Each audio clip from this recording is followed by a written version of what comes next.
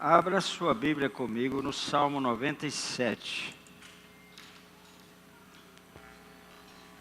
97. Verso 2. Olha o primeiro e o segundo versículos. Reina o Senhor, regozije-se a terra, alegrem-se as muitas ilhas. Nuvens e escuridão o rodeiam. Justiça e juízo são a base do seu trono. É bom saber que tem alguém que está reinando sobre tudo, não é? O Senhor reina. Reina o Senhor, tremam os povos, está escrito, né? Ele é rei, ele é Senhor, não é? Só que por uma razão muito misteriosa, ele nos elegeu como parceiros dele. Olha que está baixo. Tá, não. Está baixo lá atrás. É porque eu é que estou falando muito baixo, né? O pessoal ali vai... A hora tá, vocês podem dar o grito aí sim, para o pessoal ali adequar o som. O som hoje não está como ontem. Para o pessoal não deixar o vidro dos carros aberto. É bom saber que é um Deus que governa todas as coisas, só que Ele governa através da igreja. Ouviu isso? Nós gostamos é bom crer nisso, e é verdade, né? Quando Ele criou o homem, a primeira palavra que Ele fala para o homem é governe.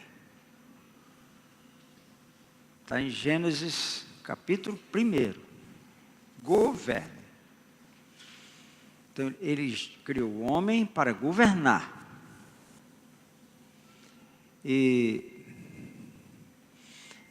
quando a igreja ela desconsidera isso, que ele governa, mas ele governa através do homem, inclusive a natureza.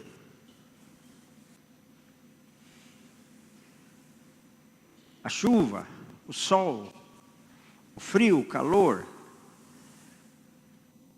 Quem governa é Deus através da igreja. A gente se descuida disso, dessa responsabilidade que nós temos de governar. Quando a igreja descuida disso, de governar, é nesse espaço que o diabo entra. Aí ele governa. Onde a igreja não governa, o diabo assume o governo.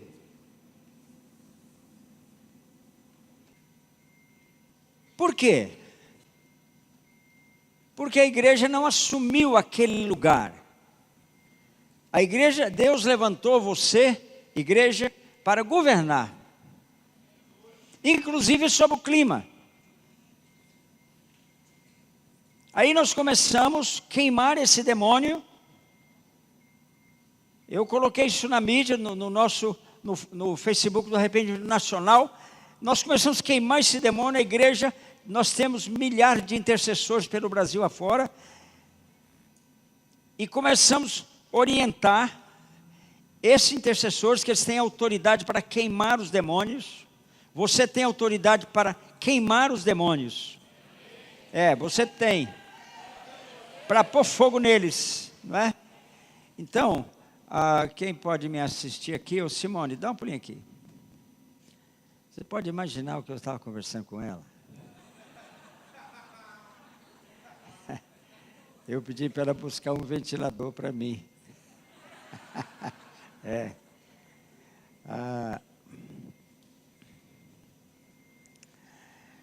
Nós começamos então, irmãos, a queimar esse demônio.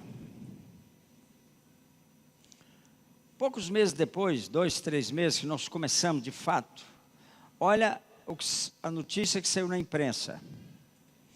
A bruxa recebeu uma proposta irrecusável do governo da China e estava mudando para lá. Oração funciona, viu? Oração funciona assim, né?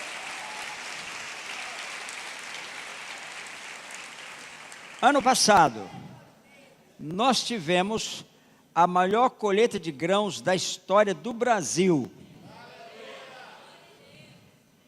Mas nós continuamos orando. Ore, você pode orar. Você pode orar? Então ore pelo clima. Ore para que chova. Ore pelo clima. É a igreja que governa.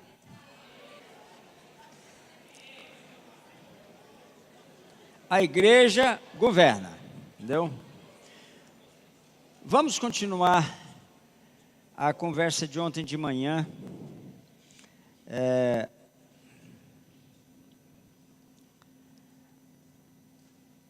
Nós começamos a falar ontem, que falamos até dos missionários, que isso não é proposital, mas eles vão para as nações e a maioria deles vão em Levi. Eles vão num sacerdócio onde você tem que trabalhar, entendeu? Você trabalha muito. Mas quando alguém vai para uma nação, ou você vai voltar para a sua cidade, a oração transforma uma cidade inteira, transforma uma nação inteira. Tá. Então, irmãos, se você foi transformado pelo poder do Evangelho, a sua cidade também pode ser transformada. E o Brasil pode ser transformado. Deixa eu falar uma coisa para você. Não vai demorar muito tempo. Você vai começar a ver notícias de alguma cidade no Brasil que foi ganha inteira para Jesus. Você gostaria que a sua cidade fosse a primeira? Você gostaria que ela fosse a primeira? Então fique em pé. Fique em pé. E comece a dar um grito agora para Deus. De intercessão. Um grito de intercessão. Para que a sua cidade seja a primeira a ser ganha inteiramente para Jesus. A sua cidade. A sua cidade. Exatamente. Toda ela ganha para Jesus. Aleluia. Podem sentar.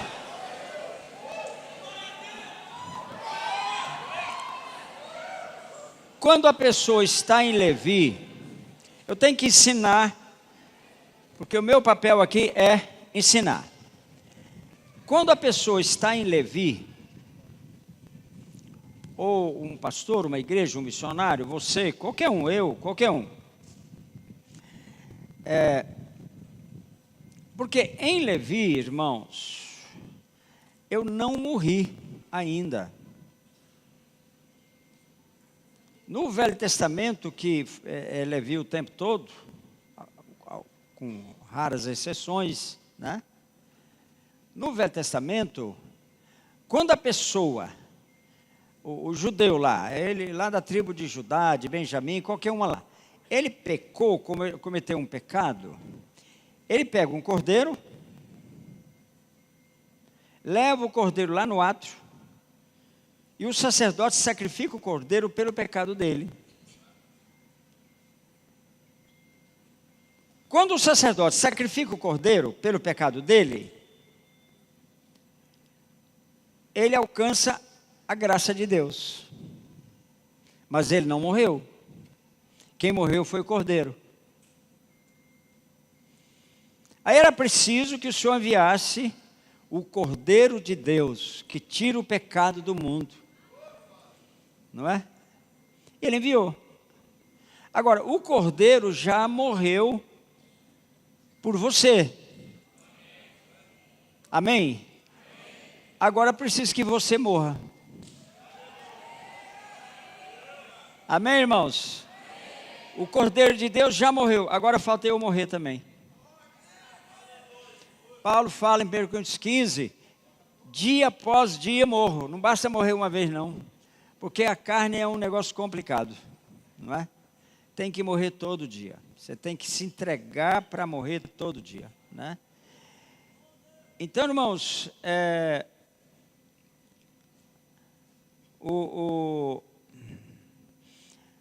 quando Jesus falou assim, ó, está consumado, lá na cruz, foi a última palavra que ele falou na cruz, está consumado.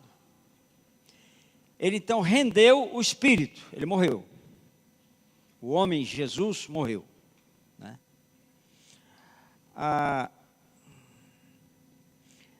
Quando ele falou aquilo, irmãos, está consumado, a parte que lhe cabia foi cumprida. Um homem que nunca pecou, morreu por mim. Quando ele morreu, esse homem que nunca pegou, um santo, um homem perfeito, justo, quando ele morreu, irmãos, a justiça de Deus foi estabelecida. A justiça de Deus, veja, justiça e juízo são a base do seu trono. Trono fala de autoridade.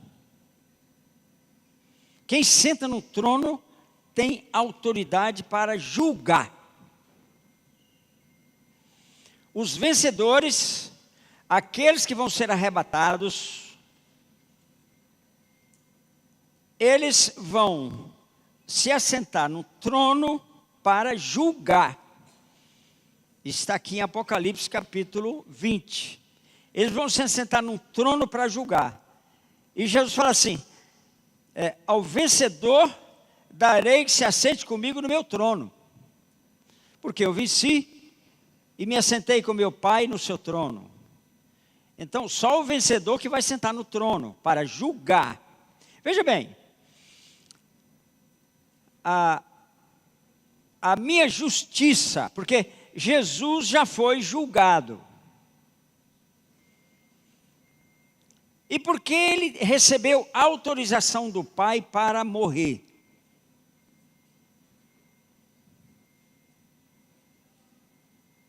Se ele tivesse cometido um pecado que fosse, ele não teria recebido a autorização do Pai para morrer pela humanidade. Ele não podia pecar. Ele viveu debaixo da lei, mas ele não podia sacrificar o cordeiro. Um homem comum, lá do judaísmo, do judeu, poderia sacrificar, mas ele não. Porque ele era o cordeiro de Deus. Ele não poderia morrer por ele mesmo. Então, a única opção de Jesus era não pecar. Quando o Pai o enviou, aqui, o Pai falou assim para ele, meu filho, você só tem passagem de ida. O bilhete para voltar para cá, você tem que comprar ele. E qual é a condição? É você nunca pecar. O Pai falou assim, ó, se você um dia chamar alguém de tolo, eu vou ter que mandar você para o inferno. Jesus homem. Não faça isso. Então Jesus, não tinha opção. Senão, não pecar. Para que a justiça de Deus fosse estabelecida. Por isso, ele pôde dizer na cruz, está consumado. Isso mesmo, graças a Deus, né? Porque senão a gente estava no inferno, né? Então veja, irmãos, quando o Pai envia o Filho, a condição era morte. O Pai falou assim para ele: meu filho, você sabe que eu vou ter que matar você? Sei. Mas você sabe que antes Pilatos vai mandar bater muito, você vai ser flagelado, você vai receber 80 chicotadas. Para ele foi 80. Você vai receber 80 chicotadas, que o seu lombo, nádegas, genitais, vai ser tudo destruído. Eu sei. Você quer ir assim mesmo? Eu quero. Eu vou. Mas escuta, meu filho, você sabe, que no momento mais difícil na cruz, eu vou retirar de você o Espírito Santo? Eu falei: eu sei. Você quer ir ainda assim? Quero. E ele veio. Ele veio sabendo que se ele falhasse, não estamos falando de um pecado explícito, como ter um pensamento obsceno, como chamar alguém de tolo, mesmo um pecado oculto, mas ele não podia falhar em nada. Ele teria que cumprir a perfeita vontade do Pai. Aí sim, eu vou permitir que você morra.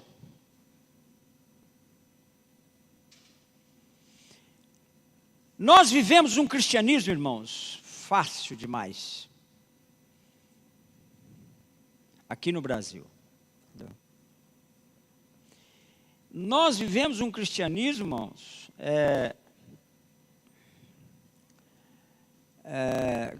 onde nós não conhecemos a palavra sacrifício.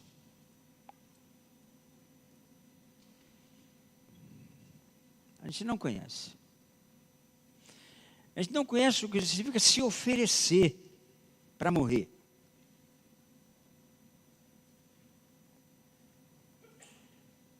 Paulo fala que apresenteis vossos corpos por sacrifício.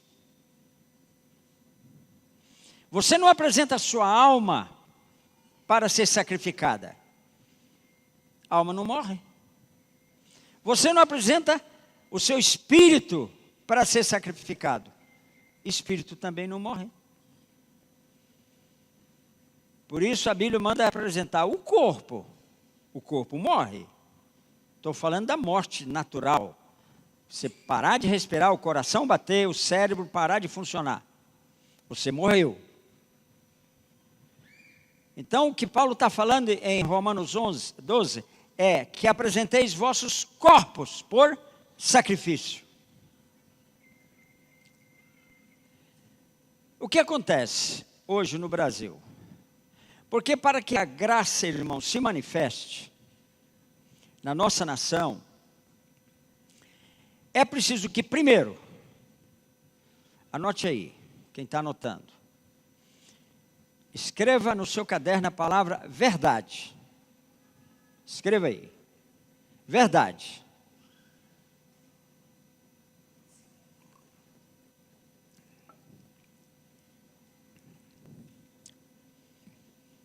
Embaixo dessa palavra, você escreve a palavra juízo.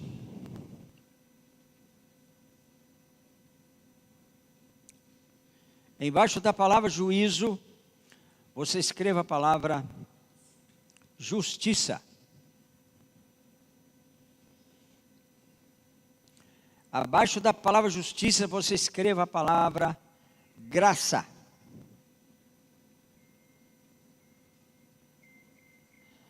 Agora, olha para mim.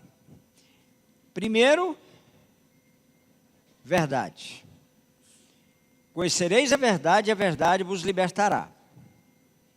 João 8,32, verdade. Juízo. Quando a verdade é revelada sobre alguém que pecou, que matou, que roubou, quando a verdade sobre aquela pessoa, ela é revelada, ela vai a juízo. Os promotores, a polícia descobre aquele crime. Os promotores estudam as leis a respeito daquele crime e propõem ao juiz a condenação.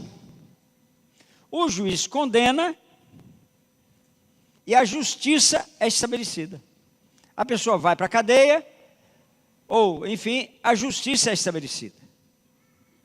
Verdade tem que vir para a luz. Respeito. Por isso a Bíblia manda confessar.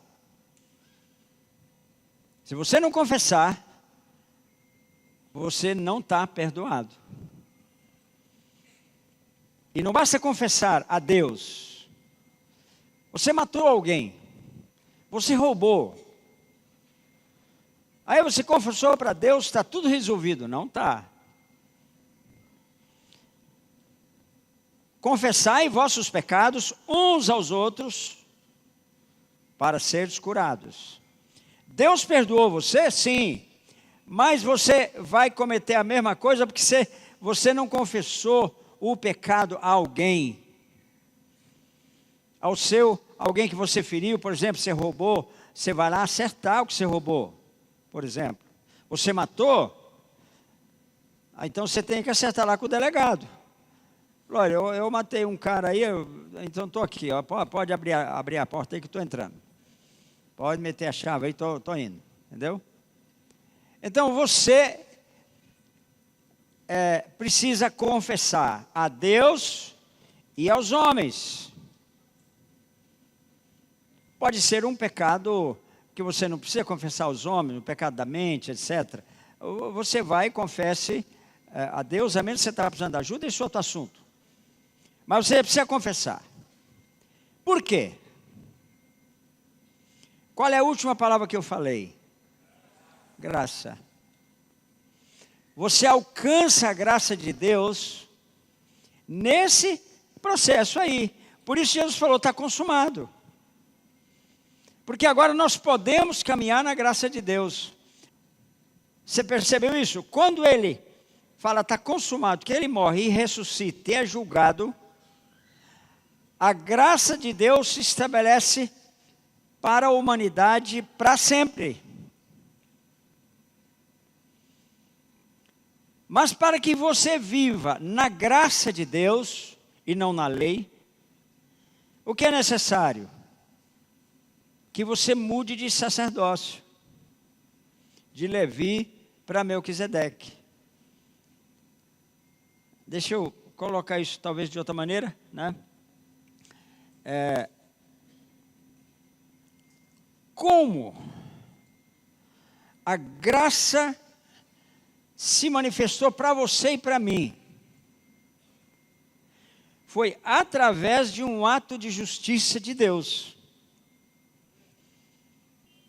Nós fomos alcançados pela graça de Deus por causa de um ato de justiça. Qual? Ele matou o filho dele. Tinha que morrer. Sem morte, não tem jeito. É por isso, irmãos, que hoje, você sendo alcançado pela graça de Deus, o que você faz? Você vai para as nações. Você vai para a Somália. Se você não quiser ir, aqui tem uma menina de 15 anos que quer ir.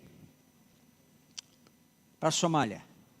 Eu não vou deixar ela ir com 15 anos, embora que Daniel foi para a corte de Nabucodonosor com 15 anos, e os seus amigos, não é? 15 anos você já pode ser missionário, Daniel foi. Mas ela vai fazer medicina primeiro, para depois ir para a Somália. Irmãos, você foi alcançado pela graça. Aí você vai. Nem todos têm que ir para a Somália, ou para a Coreia do Norte, ou para a Mongólia. Alguns vão ter que ir, sim. Mas todos têm que, de alguma forma, estar lá com o Rick na Mongólia, por exemplo. Com o Beethoven lá na Somália, ou o Bispo, que eles vão para lá esses dias.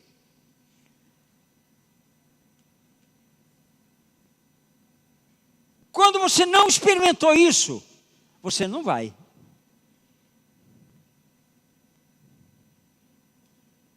Não vai. Perdão. Você não vai. Sabe por que não vai? Porque está em Levi. Em Levi você conta, no Velho Testamento, poucos missionários. Debaixo da lei, quase não tem missionário. Tiveram alguns, de Jeremias, por exemplo, tiveram outros, né? Mas não são muitos.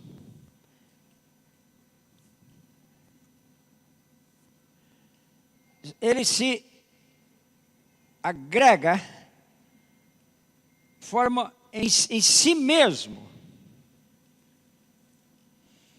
Você vai lá em Israel e você cruza com o rabino, ele não aperta a sua mão. Mal ele olha para você.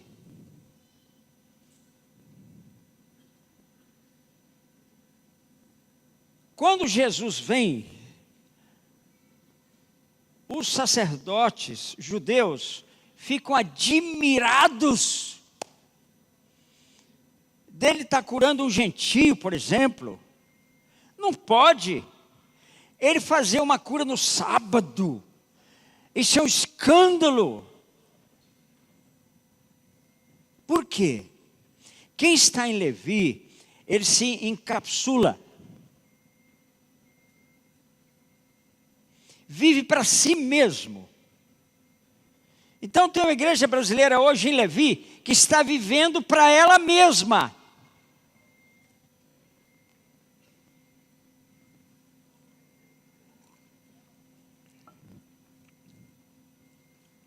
Algumas vezes, as tribos judaicas no passado brigaram entre si. Teve uma vez que uma tribo quase desapareceu. Mais de 30 homens da tribo foram assassinados, mortas pelas outras tribos.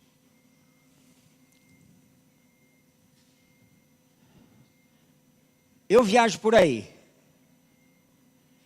Em muitas cidades que eu vou, o maior problema de um pastor não é o diabo, é o colega dele na cidade,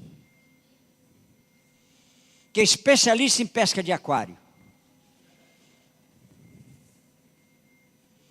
Cada um se congrega em si mesmo. É assim, ó. Uma igreja que vive para si, porque não morreu. O pastor não morreu. Os crentes também não vão morrer. E, portanto, a graça não se manifestou.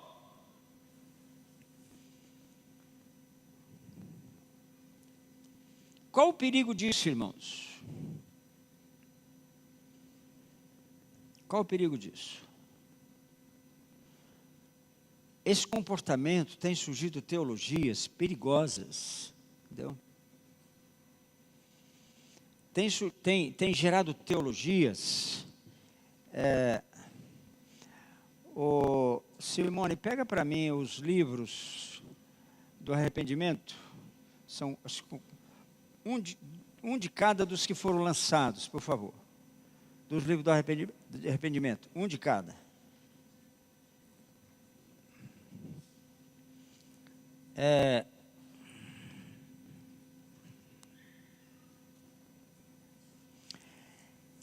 por causa dessa circunstância que a igreja vive em Levi, eu não me sinto responsável para ir.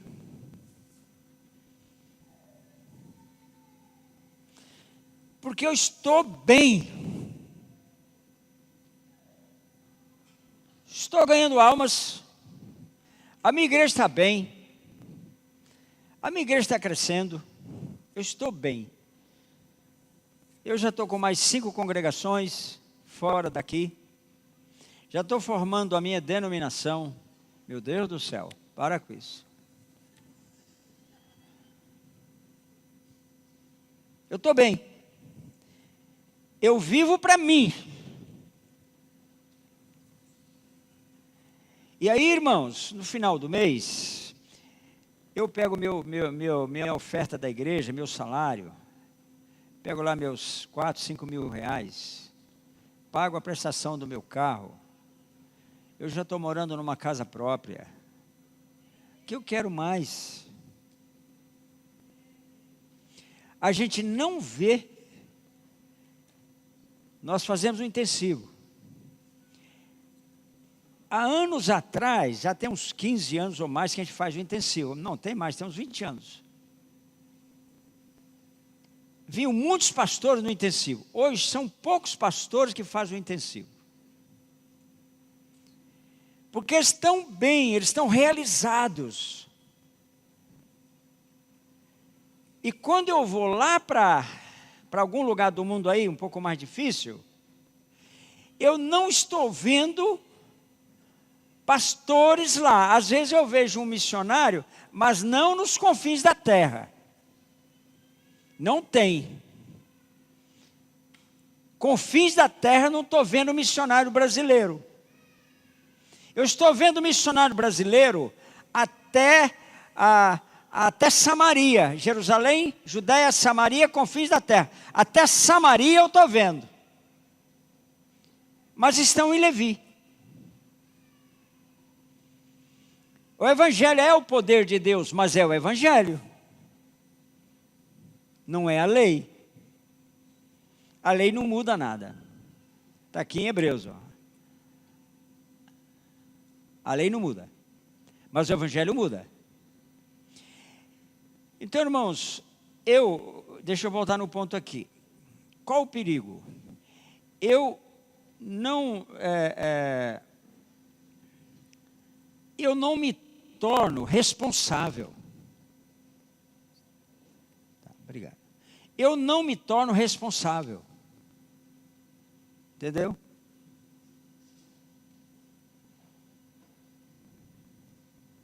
Sabe quem é enviado para as nações no livro de Atos? Os principais são os enviados. João, Pedro, Paulo, Tiago. Os principais são enviados. Os mais preparados, os mais experimentados nas batalhas, esses são enviados.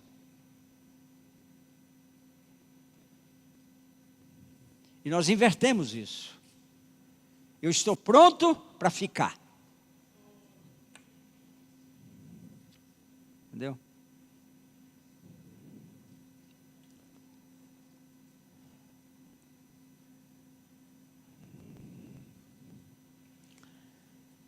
Quando Jesus falou, está consumado, está pronta a parte dele, a parte que lhe cabia como homem. Ele fez. Só que tem uma parte que é a minha. E hoje tem uma teologia assim, ó. Já está tudo feito, está consumado. Aí, essa teologia, irmãos, é uma teologia que prega uma graça que não tem nada a ver com a graça que Jesus ensinou. Está consumado. Agora veja bem, está consumada a parte dele. Mas tem a sua parte. Olha aqui em Mateus 7 comigo. Tem a sua parte e a minha parte. Olha aqui. Mateus 7, 21. Nem todo que me diz Senhor, Senhor, entrará no reino dos céus, mas aquele que faz a vontade de meu Pai que está nos céus. Olha aí. Essa é a minha parte, é fazer a vontade de Deus. O que é fazer a vontade de Deus? É expulsar um demônio, cacique cobra coral, que estava recebendo milhões do seu bolso para controlar o clima no Brasil. É a mesma coisa que entregar o galinheiro para a raposa cuidar.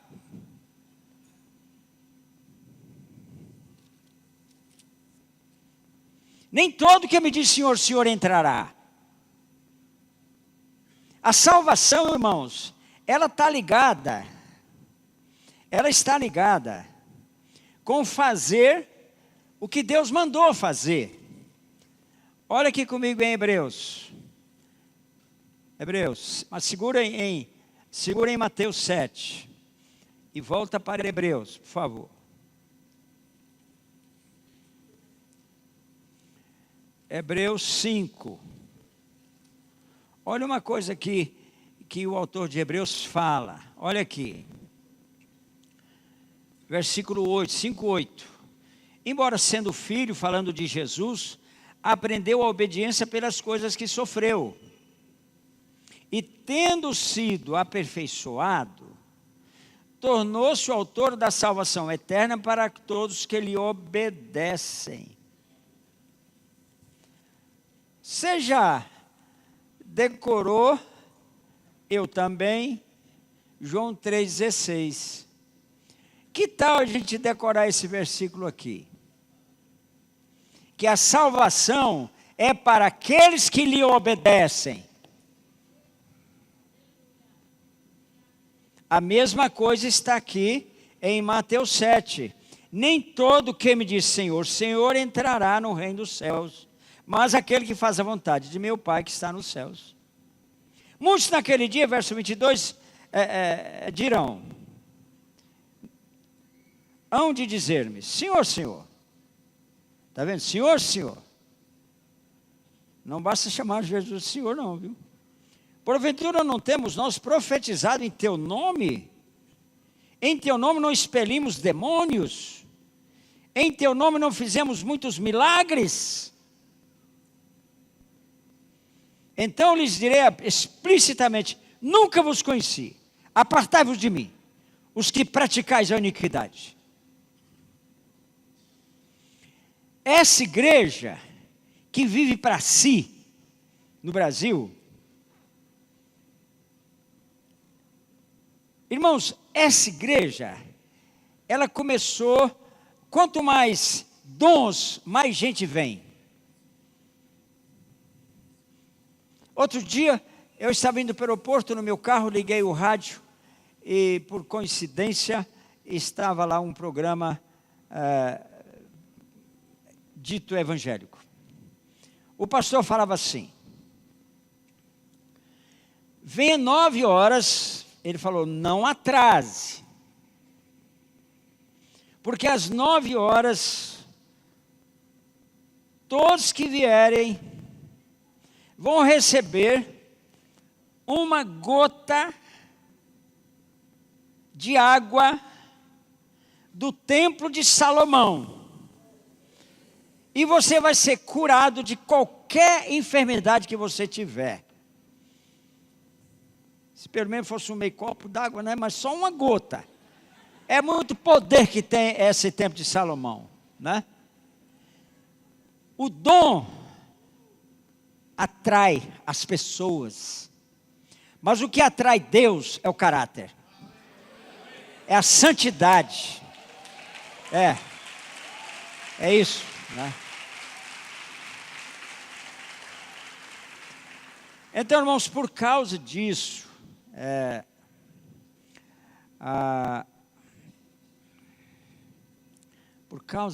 irmãos,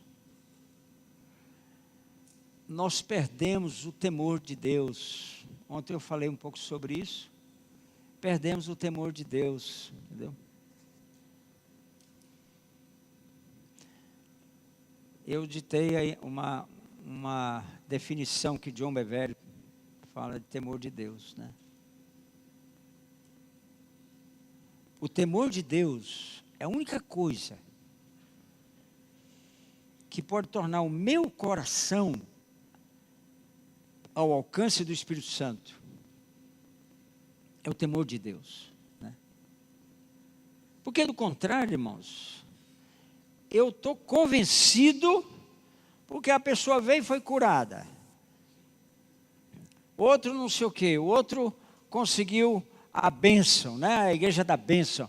Conseguiu a bênção que você pediu. Tudo bem, não tem problema nenhum não. Então, irmãos, essa igreja, ela segue um caminho. Esse caminho que segue, primeiro as heresias entram, mas antes das heresias, irmãos, essa igreja, ela a santidade dela vai indo embora, né? Entendeu? Então, a santidade passa a não ser tão importante nessas igrejas. Aí as irmãs vão com uma roupa, começa com a roupa, viu, irmãos? Começa com a roupa, As irmãs começam a ir com uma roupa, tal, né? E eu tenho certeza, por isso Deus deu a Juliana um desenho. Juliana nunca foi desenhista de roupa, nem nada, nunca estudou isso. Mas o Espírito Santo deu a ela uma roupa santa para a mulher cristã. Porque a roupa da mulher cristã deve ser feita para esconder o corpo. Mas a roupa lá de fora, a moda é para mostrar o corpo, para expor o corpo da mulher. Não, o corpo da mulher só pode ser exposto para o seu esposo.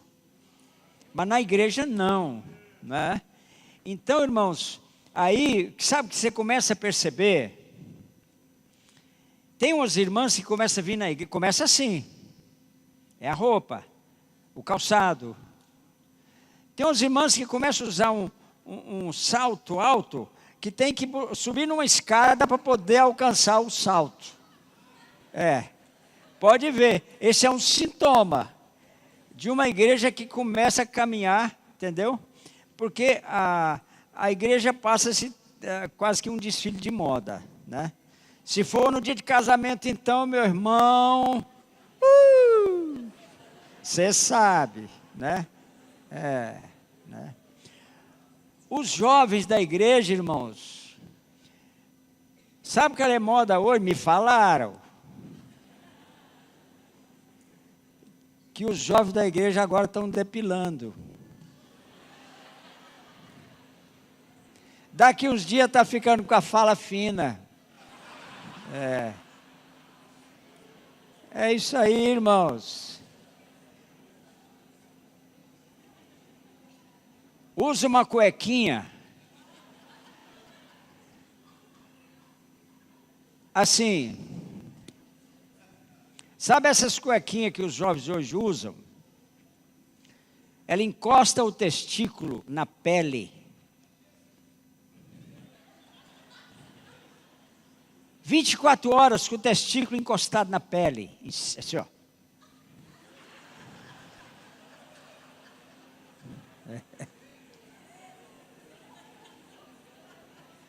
Qual é a consequência desse tipo de cueca? Diminui a produção de testosterona. Aí o jovem casa, aí a esposa dele vai lá na conselheira dela e falou: ó, o que está acontecendo? Ele só me procura de 15 em 15 dias.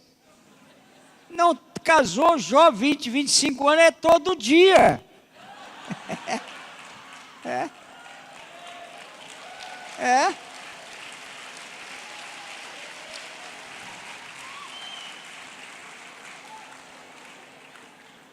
Sabe o que acontece, irmãos? Que é pior ainda.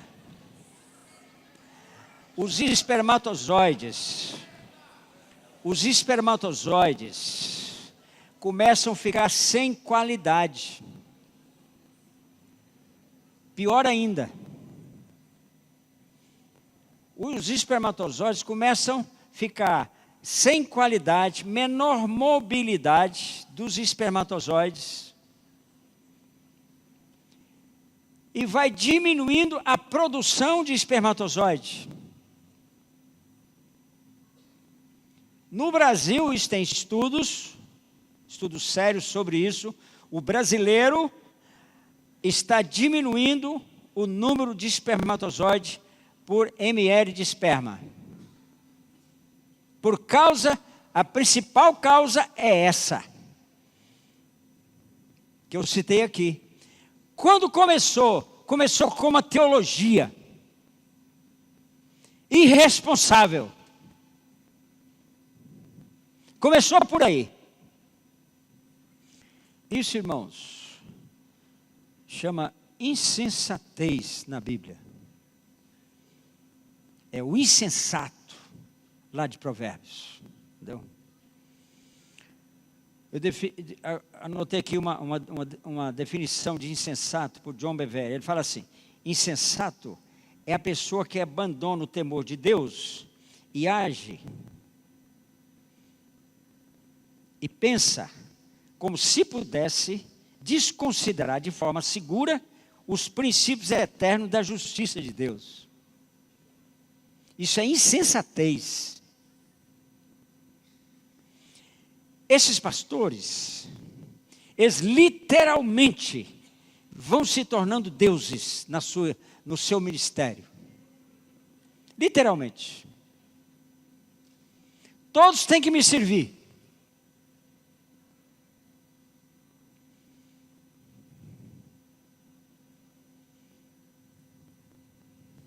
A santidade vai embora. Eles não estão preocupados com mais nada, a não ser com eles próprios. Estão doentes espiritualmente. Se a igreja arrecada 30 mil, 20 mil é para ele.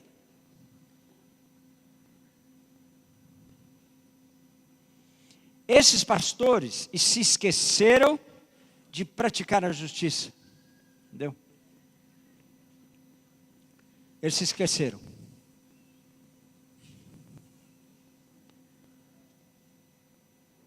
Simone.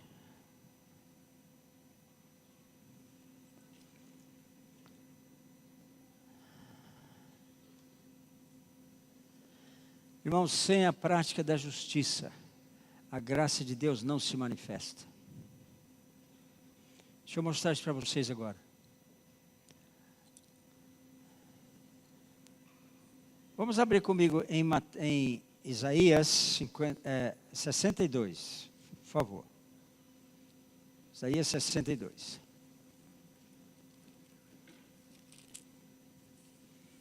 Olha aqui. Por amor de Sião, não me calarei. Por amor de Jerusalém, não me aquietarei. Até que saia a justiça como resplendor, e a sua salvação como uma tocha acesa. Mas primeiro a justiça. A justiça precisa, vamos colocar aqui Brasília, no lugar de Jerusalém. Enquanto a justiça de Deus não se estabelecer em Brasília, A graça de Deus estará retida na nossa nação.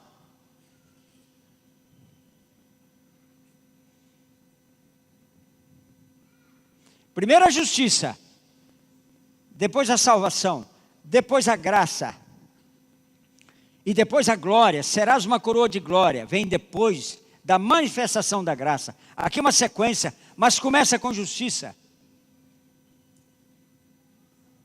Veja aqui o versículo 6. Sobre os teus muros, ó Jerusalém, os guardas, que todo dia e toda noite jamais se calarão.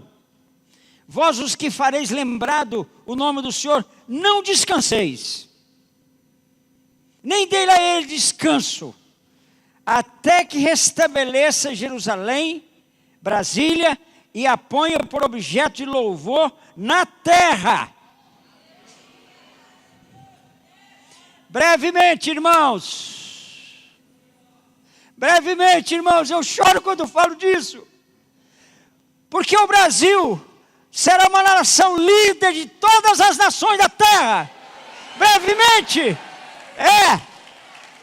objeto de louvor na terra.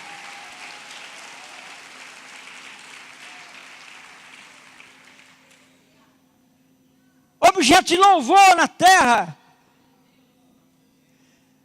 Escute, irmãos, o Brasil tem 98% da reserva de nióbio do mundo. O metal mais caro que o ouro. Não se faz sem o nióbio, turbina de avião, aços de alta resistência e tudo mais não se faz sem nióbio. Está aqui na Amazônia. Por que o Senhor fez isso?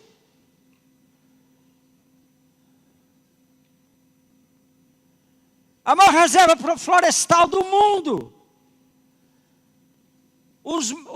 A maior bacia hidrográfica do mundo.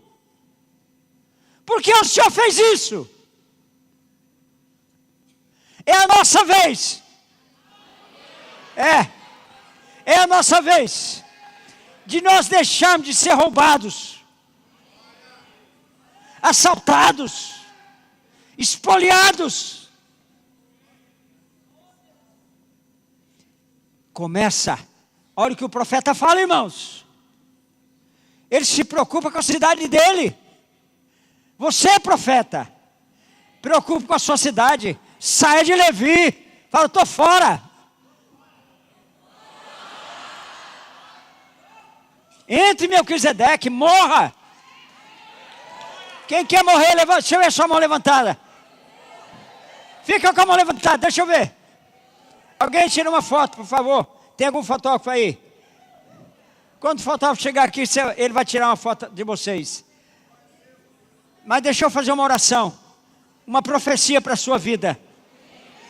Senhor Deus, cada um que está aqui nesse evento agora, com a mão levantada, Senhor, será um profeta na sua cidade. Será um profeta para a nossa nação, Senhor. Para a santificação da nossa nação. Para que a justiça se estabeleça na nossa nação. Em nome de Jesus. Amém.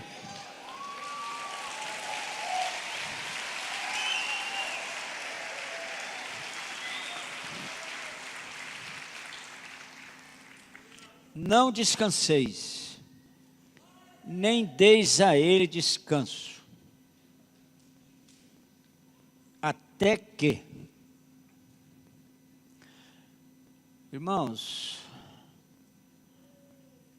você sabia que Pedro Alves Cabral, quando ele saiu com a sua frota, ele não vinha para cá?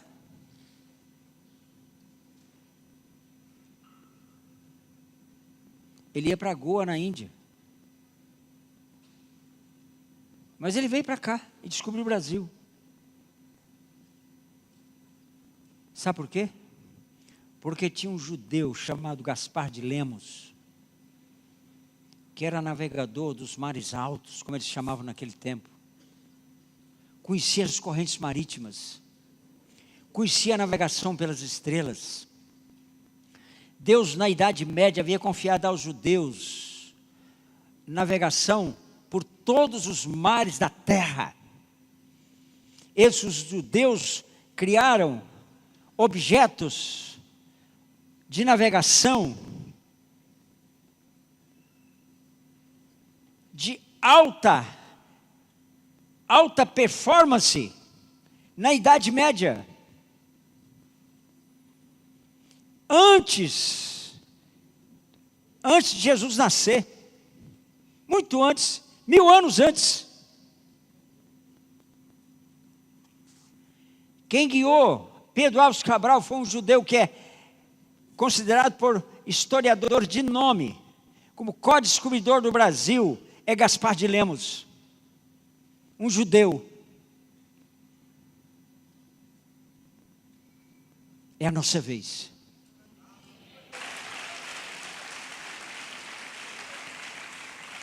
Porque, irmão, se a justiça não se manifestar, entendeu? Se a justiça não se manifestar, irmãos, a graça, porque a graça ela é retida pela injustiça. Olha aqui comigo em Romanos.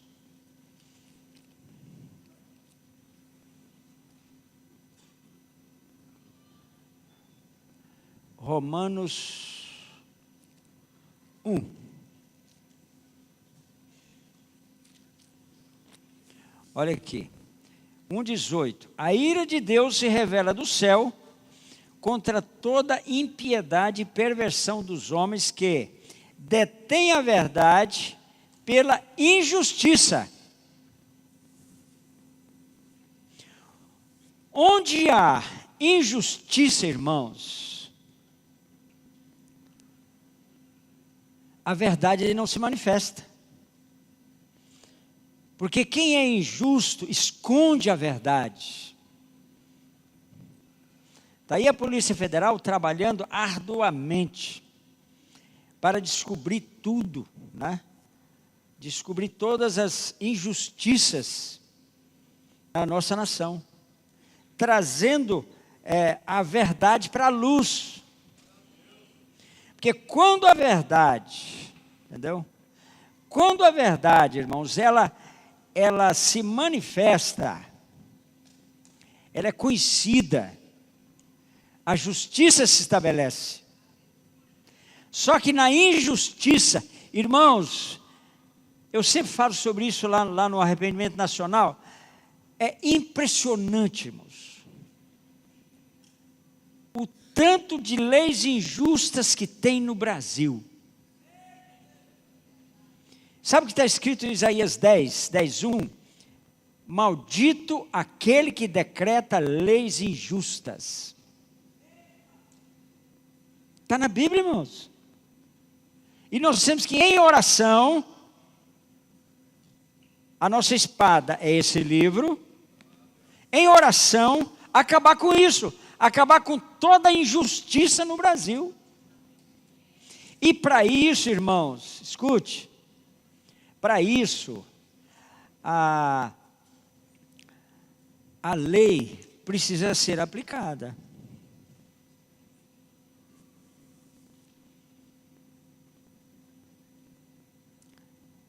O maior salário para aposentadoria no Brasil é o salário do presidente.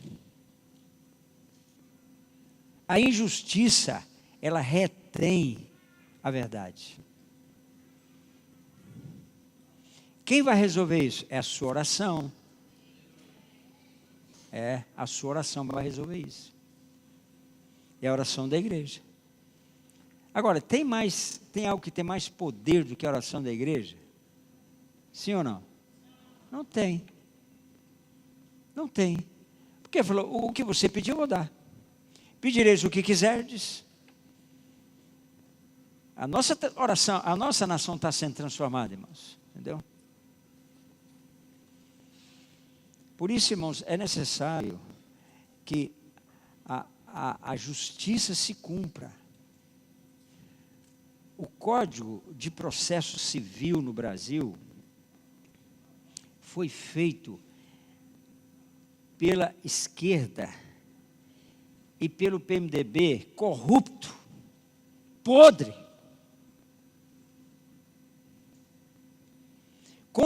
Isso é do inferno, irmãos. Nós temos que orar para mudar isso.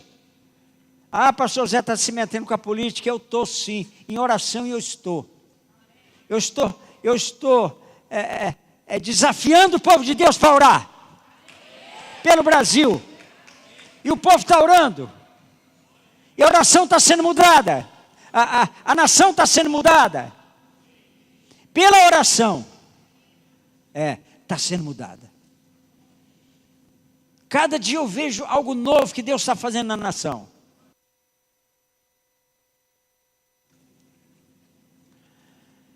O Ebrinho está me lembrando uma coisa aqui. Nos últimos anos, irmãos, as ofertas das igrejas. Onde é que está o folder que eu pedi, hein?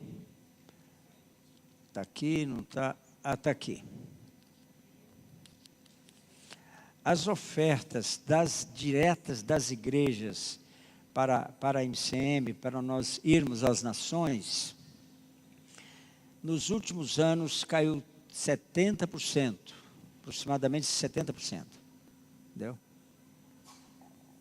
A média não chega a R$30 por igreja, né, na oferta de resgate, que é em outubro. Por causa disso que eu estou falando. Mas nós temos que investir lá R$100 mil na padaria, lá na Somália. Outros R$100 mil lá para crianças na Coreia do Norte. Mais outros tantos em cada país, construir na Guiné-Bissau, irmãos. Guiné-Bissau. Nós lá tem um trabalho lindo, lindo demais de criança. A pastora Joana esteve lá recentemente, para ela mostrar algumas fotos aqui. Sabe, irmãos, mas caiu 70%, porque esse processo tira a igreja das nações e leva a igreja a viver para ela mesma. E aí entra a igreja e os membros da igreja. Entendeu? Vamos continuar o tema aqui.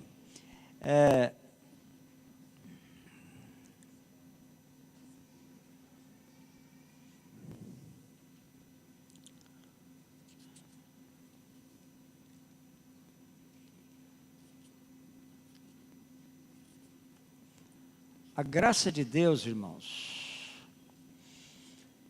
vou repetir, para que ela se manifeste, a justiça precisa, aqui, Provérbios 85, a justiça irá adiante dele, cujas pegadas ela transforma em caminhos.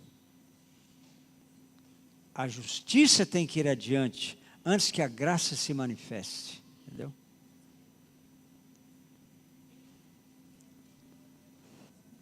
Ninguém há que clame pela justiça, que compareça sem juízo pela verdade. Isaías 59, 4. Ninguém que compareça em juízo pela verdade. Começa com você e comigo. A aplicação da justiça, né? Comparecer em juízo. Tem algo que você sabe, mas ninguém mais sabe. Pois vai lá. É seu dever, é o mandamento de você comparecer em juízo pela verdade. Só que, irmãos, deixa eu colocar agora, em poucos minutos vou terminar.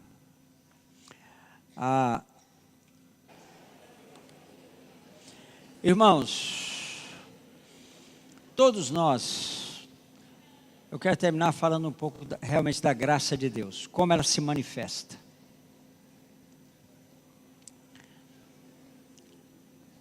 Todos nós temos uma pedra na mão.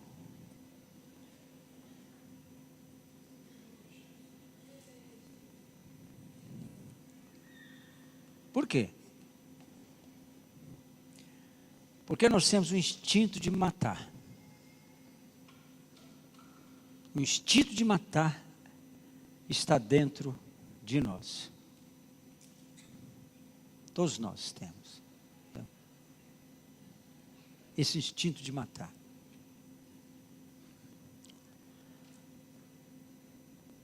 O demônio da morte está sempre presente na nossa vida. Entendeu?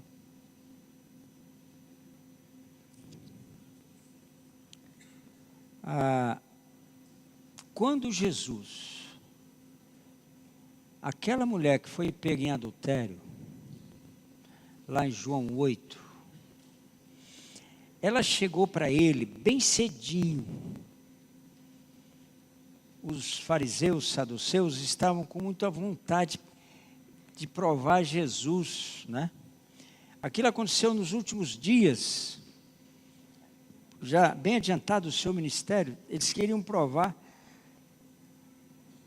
Jesus e pegaram aquela mulher em flagrante adultério e levaram para ele. Ele não falou nada. Ele baixou a cabeça, a multidão foi juntando, 50 pessoas, 100 pessoas, sei lá, 150 pessoas, não sei. Foi juntando. Porque eles queriam provar Jesus. E ter um motivo para condenar Jesus, entendeu?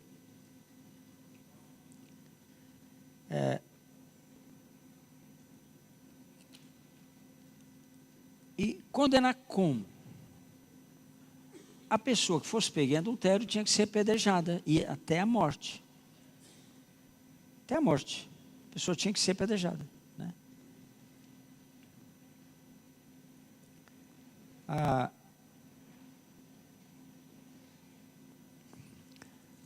Depois de um longo tempo, eles continuavam insistindo com Jesus.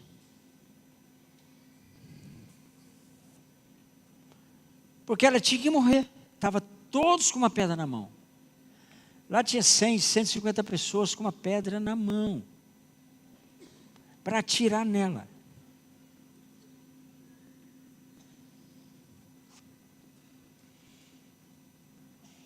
Agora, aquela mulher estava 100% nas mãos do Senhor.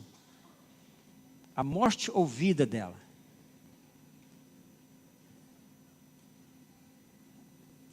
Ele levanta, né? E ele fala assim: quem estiver sem pecado, atire a primeira pedra. Ele só falou aquela frase e voltou a escrever no chão com o dedo. Falou mais nada, entendeu?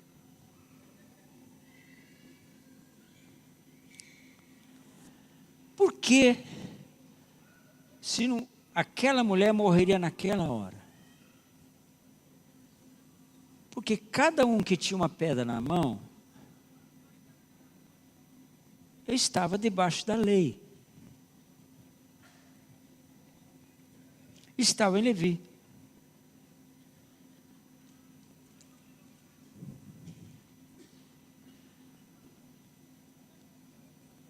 Quando eu falo algo em relação a alguém, eu conto um mal a seu respeito. Eu sei que você mentiu.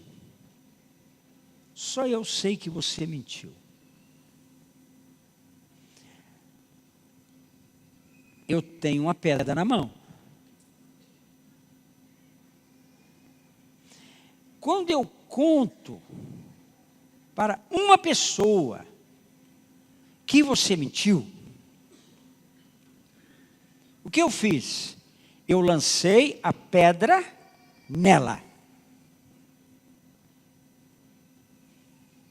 Porque ele falou: quem tiver sem pecado, lance a primeira pedra. Quando eu contei para alguém que você mentiu, aquela pessoa que eu contei, porque todos tinham a seu respeito um bom conceito. Poxa, fulano é um cara jóia. Assim, assim, assim, uma pessoa que vive tal, tal.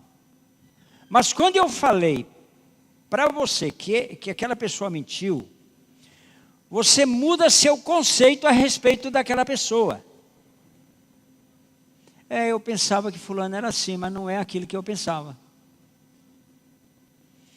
Aí, os psicólogos já estudaram isso. O bispo Nilson é psicólogo. Eles dizem que eu contei para você que aquela pessoa mentiu, você vai contar em média para 16 pessoas. Então agora já não é mais você com a pedra na mão. Então aquela pessoa, eu vou pedir que um de vocês, você primeiro aqui, ao lado da sua esposa, chega aqui para mim um pouquinho. Fique virado para lá. Vira para lá. Então, eu joguei a primeira pedra. Como você chama? Diógenes. Eu joguei a primeira pedra no Diógenes. O Diógenes mentiu. Então, mais 16 agora vão jogar a pedra nele. Não é um mais. 16 mais 16. Não, vezes 16.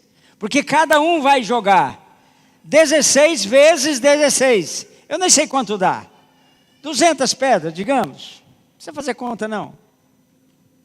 Então, ele já está morto. Sim ou não? Quem é agora o Diógenes? Quem é? É um bandido. Ele é um ladrão. Ele é um roubador. Porque quem conta um conto, acrescenta um ponto. Eu falei que ele mentiu. Eu joguei a primeira pedra. Entendeu isso?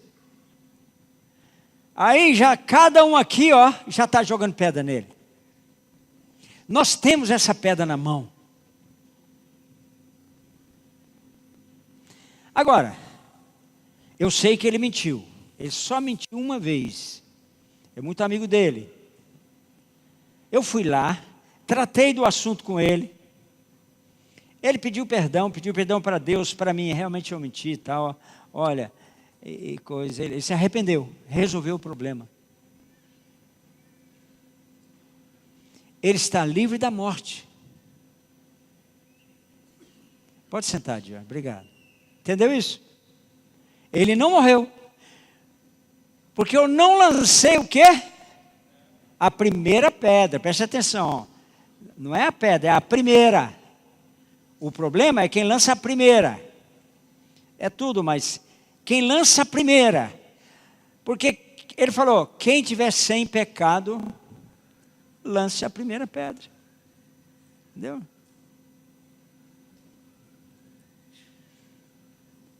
Mas eu tenho pecado. Então eu não tinha direito de dizer que o Diógenes mentiu. Eu só teria direito se eu nunca tivesse pecado. Aí eu teria direito de lançar a pedra, de contar para você que ele mentiu. Há um instinto de matar, porque a lei mata. Quem aponta um erro, um defeito em alguém, está matando aquela pessoa. Isso é lei. Porque a lei mata, mas a graça dá vida.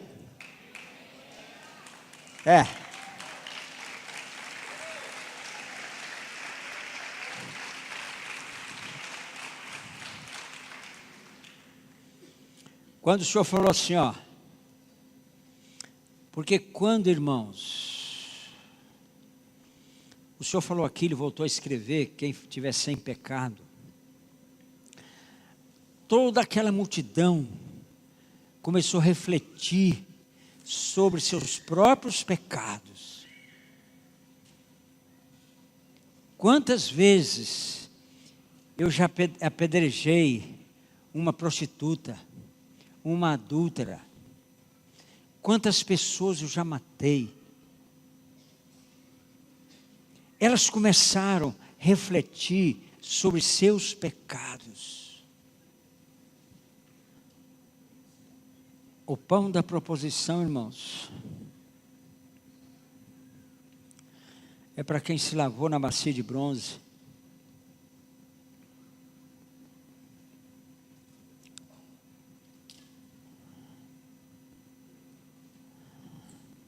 Só para esses. Quem está limpo não lança pedra. Quem lança pedra é porque está impuro. Quem lança pedra é pior do que quem você está acusando. Você não passou pela bacia de bronze. Você não foi lavado. Não tem temor de Deus. Quem lança pedra não tem temor de Deus. Quem fala que o Jorge mentiu não tem temor de Deus.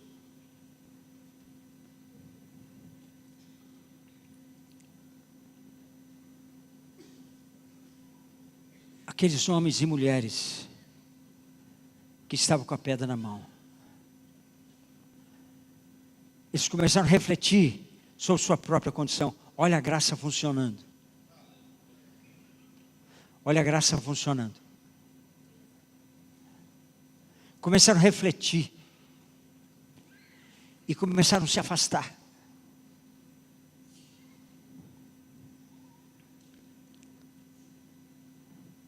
Eu tenho que consertar a minha vida. Eu não posso mais lançar pedra em ninguém. Eu preciso consertar a minha vida. Eles começaram a refletir, irmãos.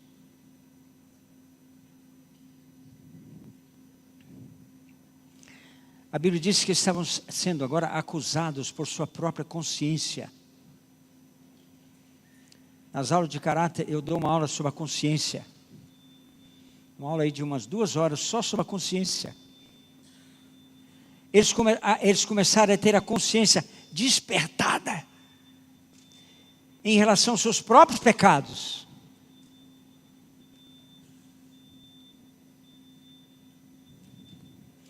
E eles foram perdendo, irmãos, o desejo de matar.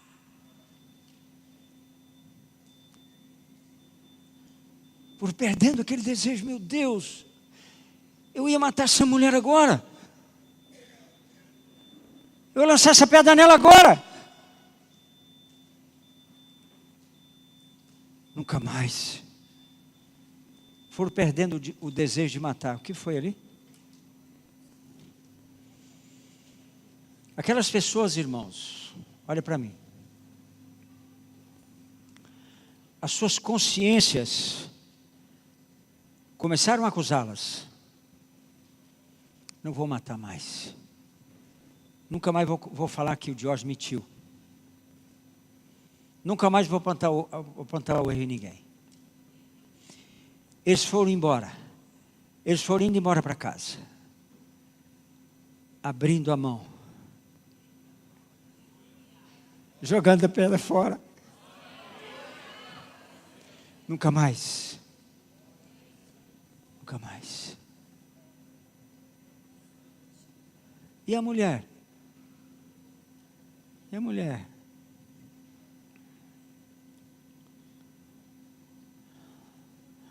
Foi embora para casa, salva.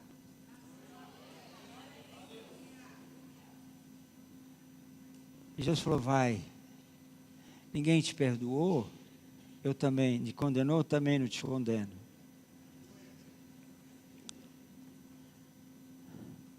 Vai e não peques mais. A graça se manifestou. Quando a justiça foi estabelecida.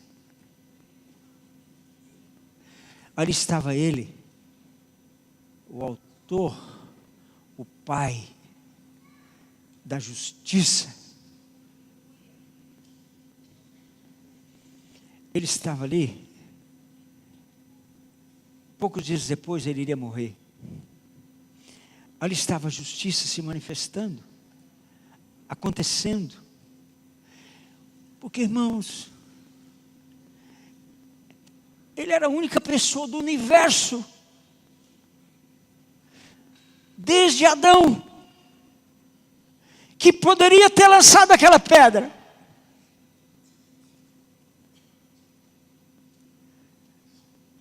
Mas ele não lançou. Então, eu vou deixar um conselho para você. Quando você estiver sem pecado, lance a primeira pedra. Não antes.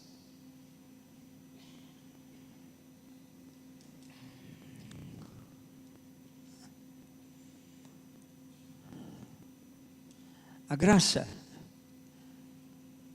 é quando Ele me dá o que eu não mereço. Aquela mulher, pela lei, ela tinha que ser apedrejada. Era a ordem de Deus. Mas a graça e a verdade vieram por meio de Jesus Cristo. A graça estava ali naquela hora.